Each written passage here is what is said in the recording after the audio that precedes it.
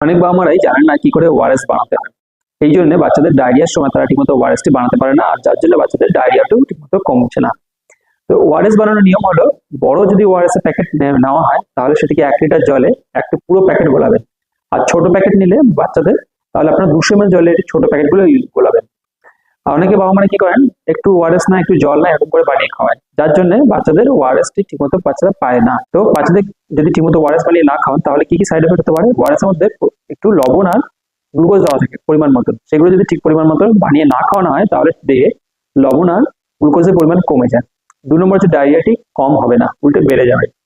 3 নম্বর হচ্ছে প্যারালাইটিক ইলিয়াস, মানে কি পেটের মধ্যে যে ইন্টেস্টাইন আছে, পাকস্থলী আছে, সেটি আস্তে আস্তে পরিমাণ যে মাসেল কন্ট্রাকশন সেটি কমে যায়, তার জন্য বাচ্চাদের উল্টে ডায়রিয়াটি বেড়ে যেতে পারে, আর পেটের মধ্যে নাড়িভুড়ি যেগুলো থাকে পাকস্থলী সেটি আপনাদের বন্ধ হয়ে যেতে পারে, তার জন্য পরবর্তীকালে প্রবলেম হতে পারে, প্যারালাইসিস হতে পারে। তো সেই জন্য আপনাদের কাছে অনুরোধ, যদি ঠিকমতো যেন ওআরএসটি বানিয়ে খাওয়ানো হয়। ওআরএস বানানোর নিয়ম হলো, 1 লিটার জলে একটি বড় প্যাকেট, বা ছোট প্যাকেট হলে 200 ml জলে একটি ছোট প্যাকেট। বাজারে যে লিকুইড ওআরএস কিনতে পাওয়া যায় ডায়রিয়ার সময়, সেটি খাওয়াবেন না। এটি খাওয়ালে উল্টে আপনাদের বাচ্চাদের ডায়রিয়া বেড়ে যাবে, এটি ওআরএস নয়।